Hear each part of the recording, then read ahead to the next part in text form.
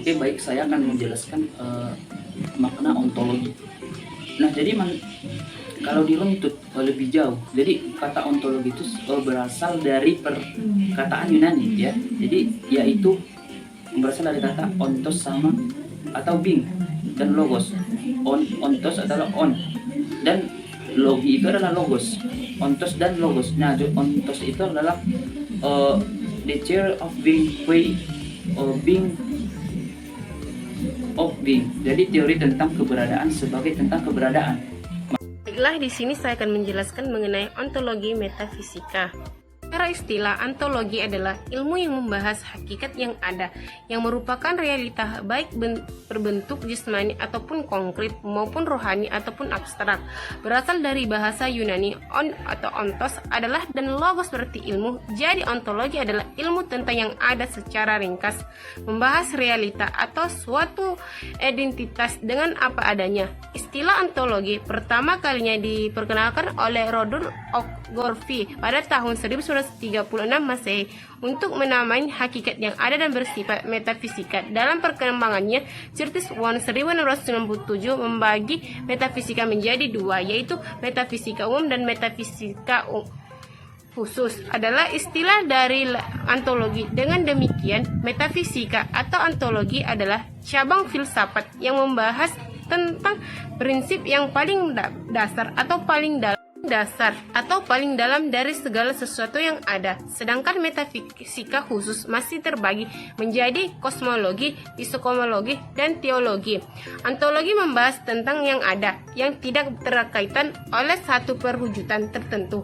Dalam kaitan dengan ilmu, aspek ontologis mempertahankan tentang objek yang ditelah oleh ilmu. Secara ontologi, ilmu membatasi lingkupan penelaran keilmuannya hanya pada daerah yang berada dalam jangkauan pengalaman manusia dan terbatas pada hal yang sesuai dengan. Oke, baiklah, saya akan menjelaskan tentang landasan metafisika, yang dimana landasan metafisika adalah cabang filsafat yang berkaitan dengan proses analisis atas hakikat fundamental mengenai keberadaan dan realitas yang menyertainya.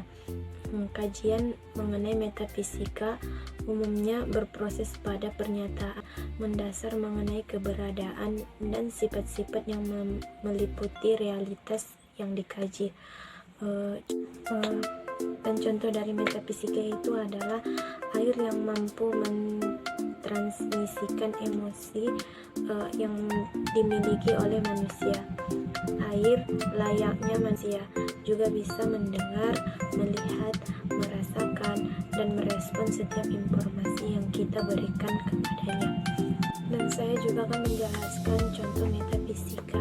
Contoh metafisika itu ada 4, yaitu yang pertama, kenapa manusia itu ada? Apa tujuan manusia hidup? Kedua, apakah Tuhan itu ada?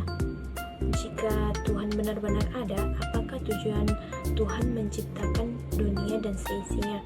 Dan yang ketiga itu, apakah waktu itu tidak terbatas? Jika waktu itu tidak terbatas, sampai kapan waktu ini akan terus berjalan?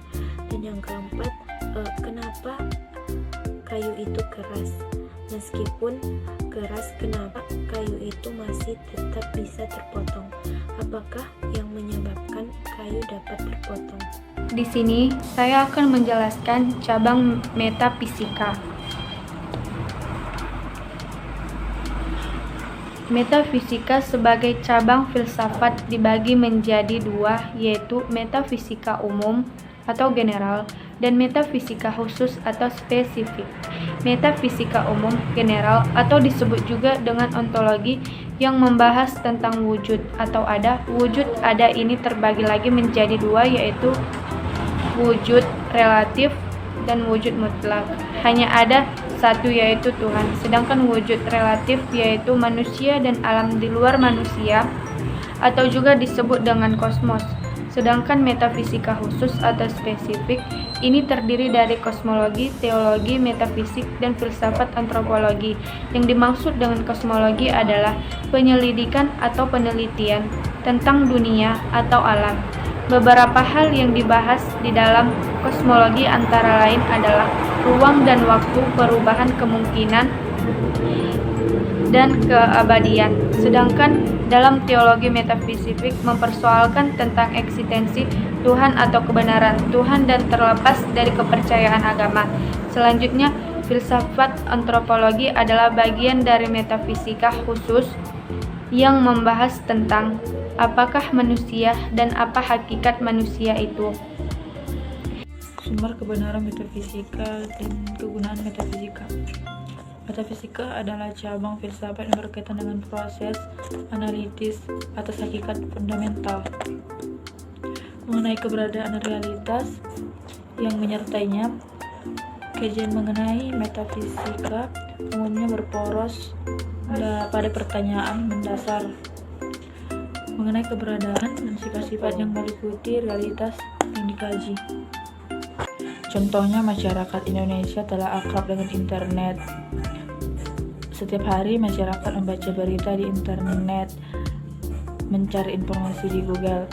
Bahkan terkadang dijumpai fenomena ketika tenaga pendidik mencari jawaban di Google saat mendapat pertanyaan yang sulit.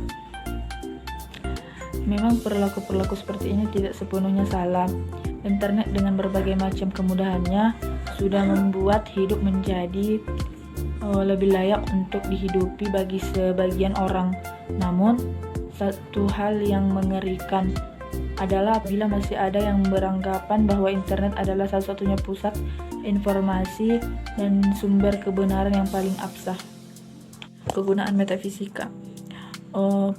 Kegunaannya pemahaman mengenai struktur dasar dan persepsi realitas. Dengan pemahaman dan pandangan filsafat yang beragam, pemahaman metafisika dapat menjadi suatu yang khusus yang umumnya mencakup pembahasan yang kaya.